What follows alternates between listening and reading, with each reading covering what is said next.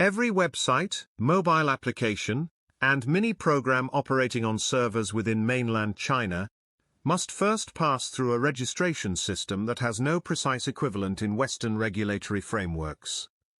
The Internet Content Provider System, universally known by its abbreviation ICP, functions as the foundational layer of China's Internet governance architecture, a bureaucratic prerequisite without which no digital service may lawfully exist on Chinese soil. Established in 2000 by a pair of State Council decrees issued on the same day, the ICP regime has evolved over a quarter century from a simple website registration mechanism into a comprehensive digital services licensing framework that now encompasses mobile apps, mini-programs, and quick apps. It operates in parallel with, but is technically distinct from, the Great Firewall, the sprawling censorship infrastructure that filters traffic at China's international network borders. Together, these two systems create a layered architecture of control. The ICP regime governs what may exist inside China's internet, while the Great Firewall governs what may enter or leave it. The legal foundation of the ICP system rests on two State Council administrative regulations promulgated on September 25, 2000. The Telecommunications Regulations of the People's Republic of China, issued as State Council Decree No. 291, established the overarching framework for telecommunications governance, dividing services into basic and value-added categories and creating a licensing regime for each. The Measures for the Administration of Internet Information Services, State Council Decree No. 292, built upon this foundation by establishing the specific regulatory architecture for Internet content. Article 3 of the measures draws the critical distinction between commercial Internet information services, defined as providing information or web page creation services to Internet users for compensation, and non-commercial Internet information services, defined as providing publicly available information to users free of charge. Article 4 then establishes the dual-track regulatory approach that persists to this day, a licensing system for commercial services and a filing system for non-commercial ones.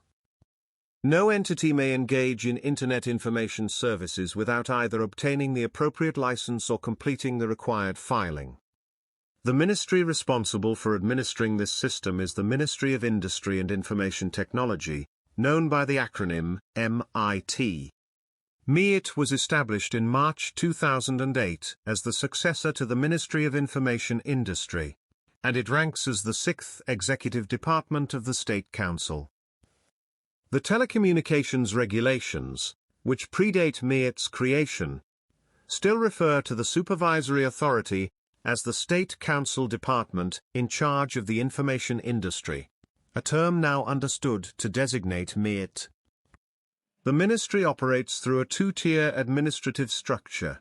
At the national level, MIT sets policy, issues cross-provincial value-added telecommunications service licenses, maintains the national ICP filing database at bn.mit.gov.cn, and provides overall regulatory guidance. At the local level, 31 provincial communications administrations carry out the hands-on work of reviewing applications, issuing filing numbers and licenses, and conducting enforcement within their respective jurisdictions. For a business operating within a single province, the Provincial Communications Administration is the direct point of contact. For one operating across two or more provinces, MIT itself handles the licensing. The distinction between the two types of ICP authorization, filing and license, is more than semantic. The ICP filing, known in Chinese as ICP or Bei-an, is an administrative registration that all websites, apps, and mini-programs hosted in mainland China must complete, regardless of whether they generate revenue. It is free of charge, processed within 20 working days by the relevant Provincial Communications Administration, and results in a filing number displayed in the format of a province abbreviation followed by ICP and an 8-digit number. The process is conducted online through MIT's filing management system, with applications typically submitted through the hosting provider, which acts as the access service provider and facilitates the submission. The ICP commercial license, formerly known as a Category B25 Value-Added Telecommunications Business Operating License limited to Internet Information Services, is an altogether more demanding authorization. It requires the applicant to demonstrate minimum registered capital of 1 million renminbi for provincial operations, or 10 million for cross-provincial operations, to employ at least 3 staff members enrolled in social insurance, to maintain a physical office, and to submit a detailed business plan along with security measures documentation. The Provincial Communications Administration has 60 days to review a commercial license application. The license is valid for 5 years, subject to annual review, and its number appears in a different format: a province abbreviation followed by ICP, and a numerical identifier. 3 specific requirements shape who can enter this system and how. First, a Chinese business entity is mandatory. An applicant must hold a valid Chinese business license, which means foreign companies cannot obtain ICP authorization without first establishing a legal presence in China.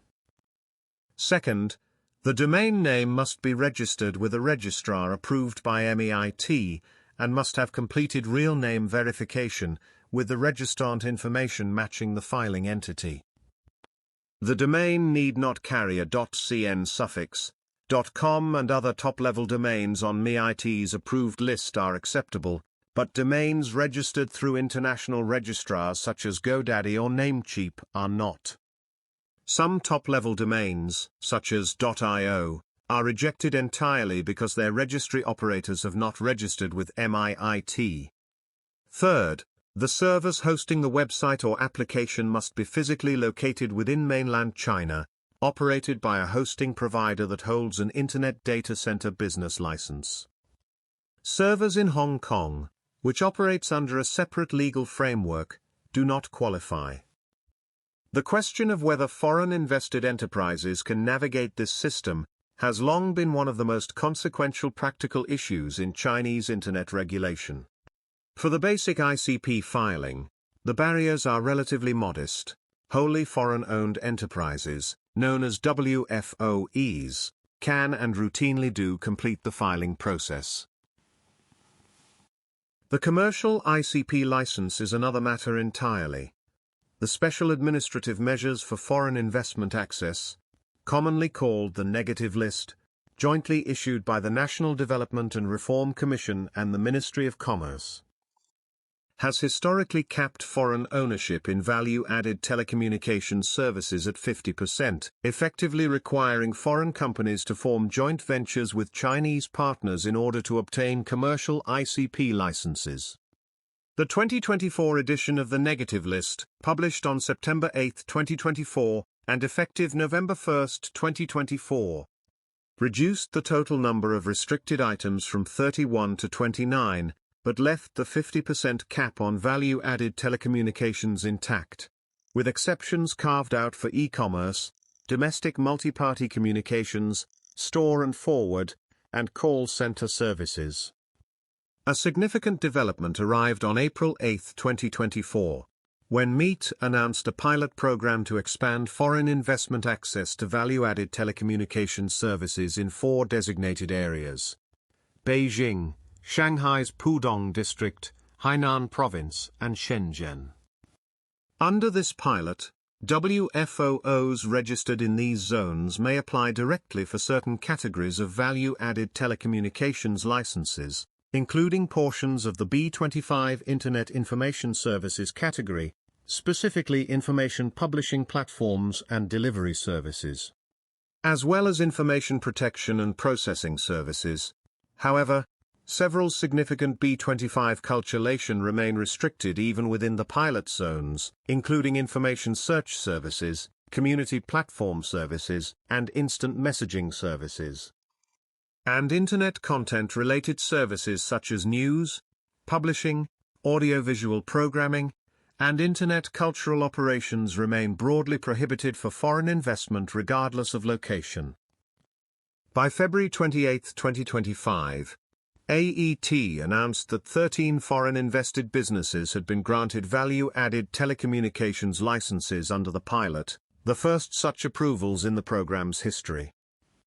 All 13 were major, well-established multinational corporations, and observers noted that the practical approval threshold remains exceptionally high, making the pilot inaccessible to small and medium-sized foreign enterprises for the time being.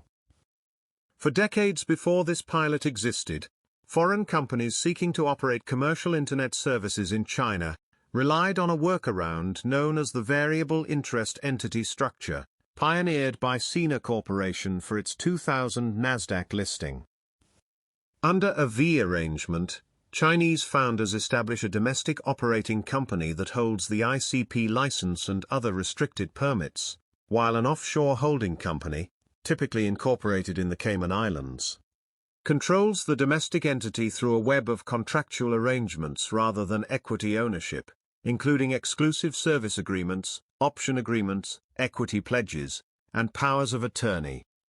Virtually every major Chinese Internet company listed overseas has used this structure, including Alibaba, Baidu, Tencent, JD.com, and Pinduoduo. Chinese regulators have never explicitly endorsed or prohibited VI structures, maintaining a posture of strategic ambiguity. The China Securities Regulatory Commission's 2021 to 2022 draft overseas listing rules effectively gave implicit recognition to VI arrangements by requiring registration, rather than prohibition. If the VATS pilot program eventually expands nationwide, some companies may restructure their operations to hold licenses directly through their WFOEs, potentially reducing reliance on VA arrangements and the legal uncertainty they carry. The Great Firewall, a term derived from a 1997 Wired magazine article and never used in official Chinese discourse, is the popular name for the censorship and surveillance infrastructure deployed at China's international network borders. It is technically and administratively distinct from the ICP system, though the two serve complementary purposes within the broader architecture of Internet control. Where the ICP regime governs what digital services may lawfully operate inside China, the Great Firewall governs what information may cross the boundary between China's domestic Internet and the global network.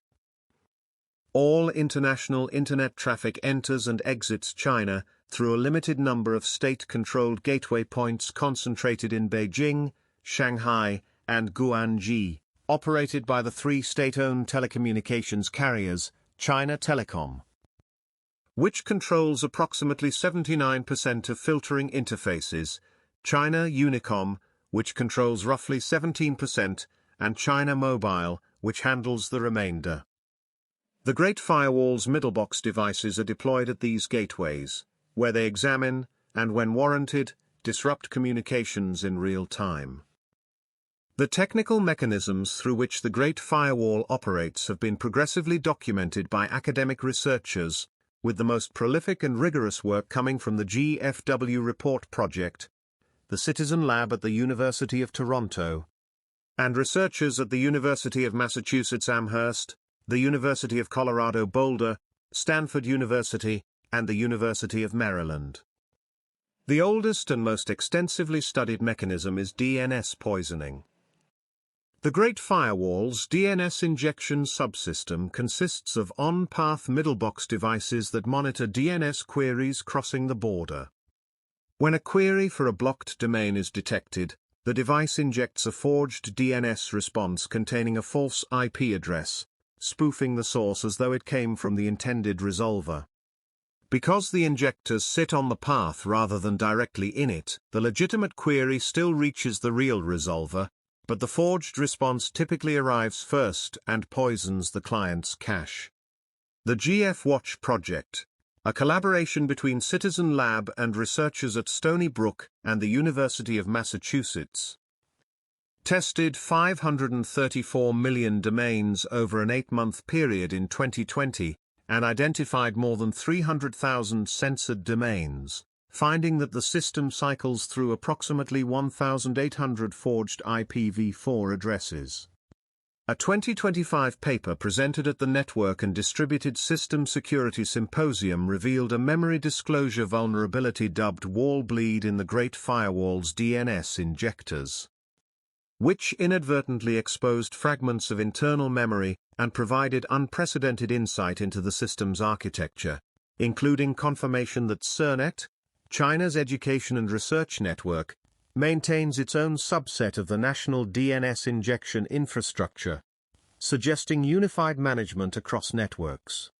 Beyond DNS manipulation, the Great Firewall employs IP address blocking through BGP null routing, in which blacklisted destination IP addresses are injected into border gateway protocol tables at gateway routers, causing all traffic to those addresses to be silently dropped. This method is lightweight and effective but can cause collateral damage when blocked addresses are shared by multiple websites through content delivery networks or shared hosting. Deep packet inspection engines, deployed at international gateways and believed to be manufactured by firms such as Huawei and ZTE, examine packet payloads and protocol headers in real time, searching for forbidden keywords, URL patterns, and protocol signatures. The system operates through traffic mirroring at the router level, forwarding copies of traffic to DPI clusters while maintaining line rate performance on the primary data path. When the DPI system detects prohibited content, it injects forged TCP reset packets to both endpoints of the connection, causing each side to believe the other has terminated the session, and then maintains a blocking state for the affected source and destination addresses for a period typically lasting several hours. The Great Firewall's capabilities have expanded substantially in the 2020s. In July 2020, the system began blocking all TLS connections containing the encrypted server name indication extension, a privacy feature designed to conceal the destination domain during the TLS handshake. Rather than injecting reset packets, SNI blocking operates by dropping packets outright and triggering residual blocking of the affected connection tuple for 120 to 180 seconds. In November 2021, the Great Firewall deployed a system for detecting fully encrypted traffic, the kind generated by circumvention tools such as ShadowSocs, VMS, and OBFs4 that are designed to be indistinguishable from random data. Rather than attempting to identify encrypted protocols directly, this system applies heuristic exemption rules based on entropy analysis, the fraction and position of printable ASCII characters, and protocol fingerprints for common legitimate protocols such as TLS and HTTP. Traffic that fails all exemption tests is presumed to be a circumvention tool and is blocked. This research, published at the Usenix Security Symposium in 2023, won the IETF Applied Networking Research Prize and documented a false positive rate of approximately 0.6% on normal traffic. In April 2024, on April 7 precisely, the Great Firewall began censoring QUIC, the UDP-based transport protocol underlying HTTP/3. Because QUIC encrypts all packets including the initial handshake, the Great Firewall must decrypt QUIC initial packets at scale to extract the SNI field, a computationally expensive operation that researchers found reduces the system's effectiveness under moderate traffic loads, creating a diurnal pattern in which blocking is most reliable at night when overall traffic volumes are lowest. The system was found to block an average of approximately 43,800 fully qualified domain names weekly. The Great Firewall also employs active probing, a technique first documented against SSH servers in 2011 and expanded significantly in subsequent years. When passive analysis suggests a connection to a circumvention server, the system triggers probe connections from Chinese IP addresses that attempt to communicate using the suspected protocol. If the server responds in a protocol-specific way, it is blocked, often within minutes. This technique targets Tor bridges, ShadowSocs servers, and other circumvention infrastructure. VPN detection combines protocol-specific DPI fingerprinting with TLS fingerprinting techniques and traffic entropy analysis to identify encrypted tunnels disguised as HTTPS, which produce different variance patterns compared to genuine browser traffic. In November 2025, the Ministry of State Security issued an explicit public warning about the illegality of using VPNs for circumvention, deploying an AI-generated police spokesperson to deliver the message. A landmark event in understanding the Great Firewall occurred on September 11, 2025, when over 500 gigabytes of data were leaked from Geej Networks, a company whose chief scientist is Fang Bin Singh. Widely known as the father of the Great Firewall, and from the Mesa Lab at the Institute of Information Engineering of the Chinese Academy of Sciences. The leak, which included source code, internal communications, work logs, and project documentation, confirmed that the Great Firewall uses machine learning algorithms that continuously update filtering rules. It also revealed the export of censorship and surveillance technology to Myanmar, Pakistan, Ethiopia, and Kazakhstan under the Belt and Road Initiative's digital component, with products marketed commercially under names such as Tiango Secure Gateway. A consortium of organizations including Intersec Lab, Amnesty International, Justice for Myanmar, and several international media outlets analyzed the data over a period of months, and analysis was still ongoing as of late 2025. An emerging dimension of censorship revealed through recent research is the deployment of regional filtering systems within China's borders. Since at least August 2023, residents of Henan province have reported websites accessible elsewhere in China being blocked locally. A study published at the IEEE Symposium on Security and Privacy in 2025 documented what researchers termed the Henan Firewall. A provincial censorship system that monitors traffic leaving the province and blocked a cumulative 4.2 million domains over the measurement period, roughly 5 to 6 times the number blocked by the National Great Firewall. The provincial system operates with a single block list applied across both HTTP and TLS censorship, unlike the national system which maintains separate lists per protocol, and it disproportionately targets economy, technology, and business content. Similar regional censorship systems reportedly exist in Hebei, Tibet, and Xinjiang. The relationship between the ICP system and the Great Firewall is structural rather than directly technical. There is no publicly documented evidence of a real-time integration between the MEICP database and the Great Firewall's filtering infrastructure. Instead, the two systems operate through different enforcement pathways.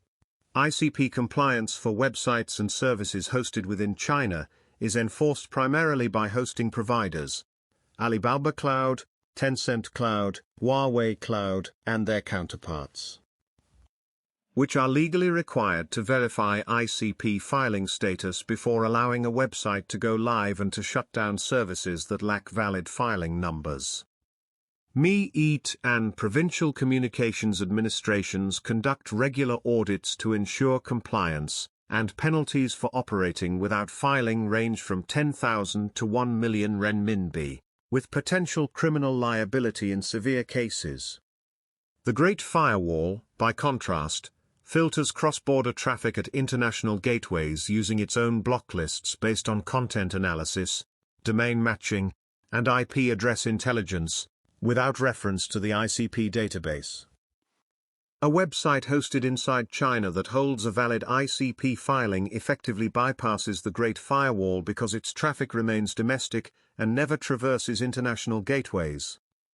A website hosted outside China, conversely, is subject to Great Firewall filtering regardless of whether it holds any Chinese authorization, and it will experience degraded performance crossing international gateways even if its content does not trigger active blocking.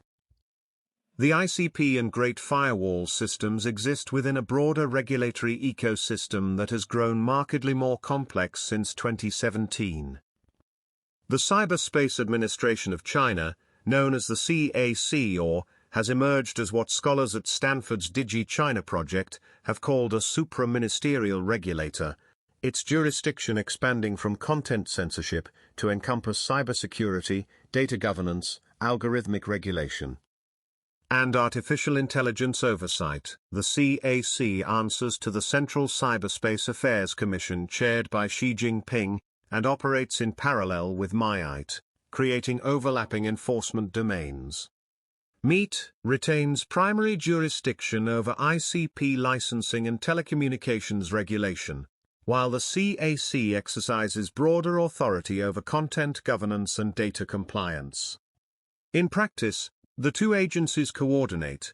In the first quarter of 2023 alone, national and local CAC authorities interviewed operators of more than 2,200 websites, suspended 48, and worked with MIIT to cancel 4,208 ICP permits and filings. Three major laws enacted between 2017 and 2021 have created additional compliance layers above the foundational ICP requirement. The Cybersecurity Law of 2017, the first of the trio, established the multi-level protection scheme for network security, data localization requirements for critical information infrastructure operators, and a cybersecurity review mechanism. The Data Security Law, effective September 2021, introduced a data classification system distinguishing ordinary, important, and core data, and imposed security assessment obligations for cross-border data transfers involving important data.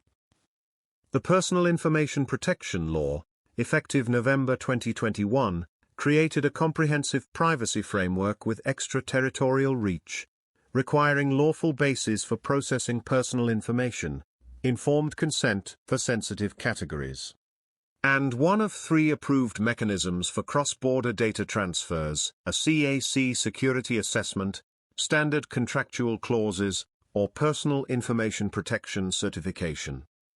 Maximum penalties under the PIPL reach 50 million renminbi, or 5% of the prior year's revenue. Failure to comply with any of these laws can result in ICP revocation, meaning the foundational permit upon which an entire digital business rests can be pulled for violations that have nothing to do with telecommunications licensing per se. The Cybersecurity Law underwent its first major revision in October 2025, adopted by the Standing Committee of the National People's Congress on October 28, and effective January 1, 2026. The amendments raised maximum fines for violations by critical information infrastructure operators to 10 million renminbi, harmonizing penalties with the Data Security Law and PIPL.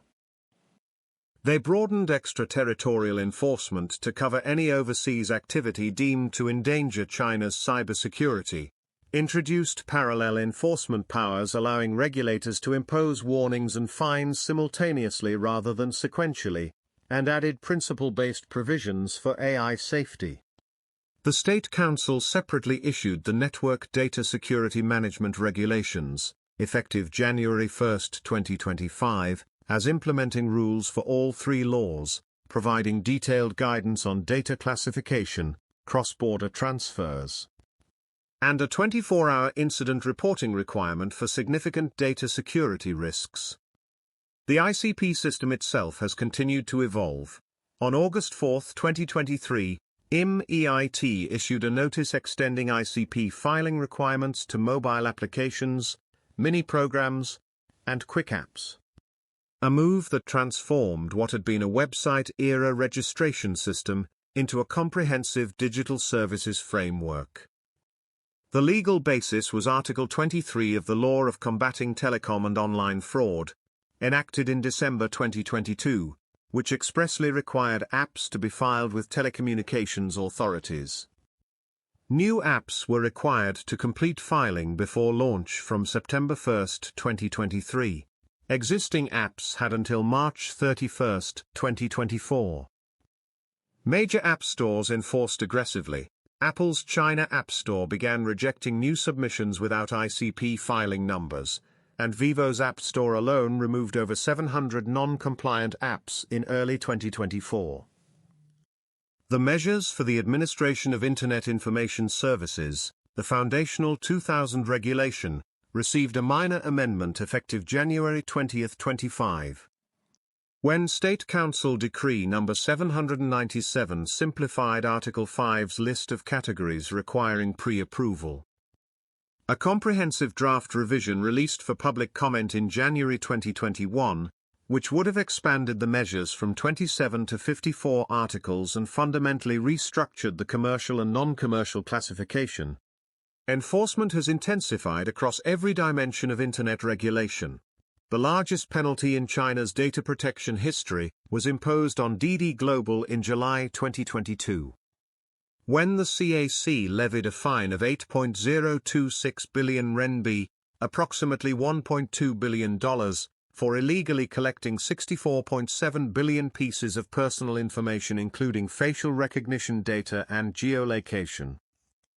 The China National Knowledge Infrastructure, the country's dominant academic database, was fined 50 million renminbi in September 2023 for unauthorized personal information collection, and subsequently suspended access for foreign universities over non-compliant cross-border data transfers.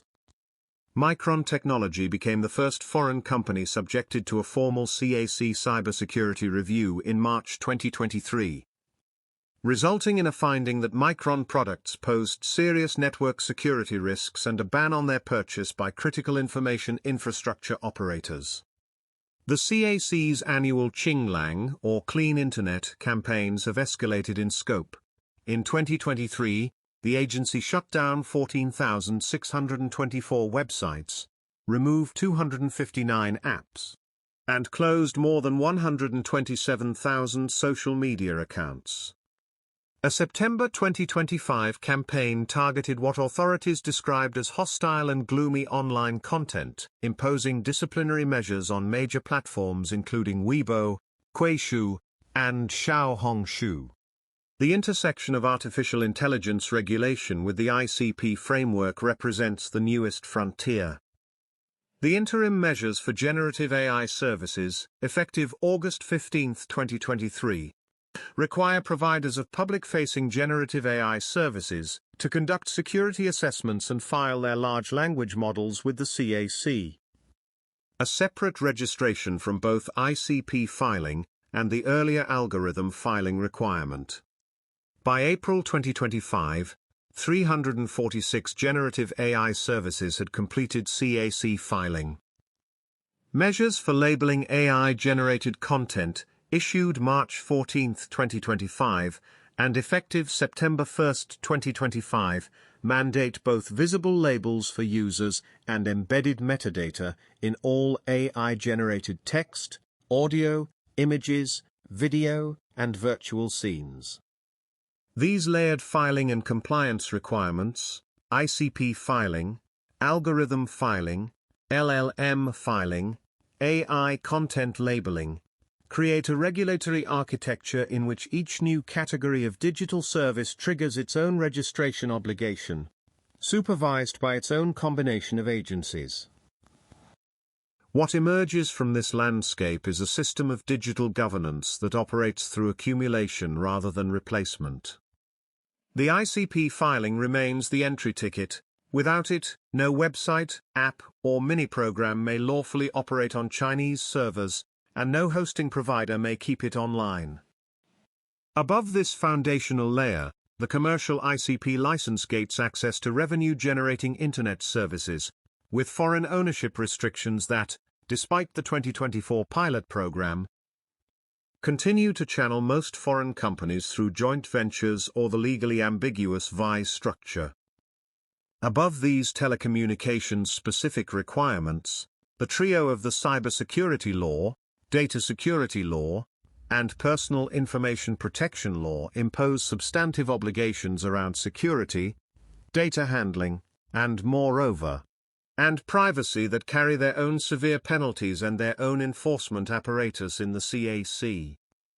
And at the border, the Great Firewall enforces a separate logic entirely, filtering international traffic through technical mechanisms that have grown from simple DNS manipulation to encompass deep packet inspection, encrypted traffic analysis, quick conditions, active probing, and machine learning. Mechanisms that operate independently of the ICP database and answer to a different institutional logic.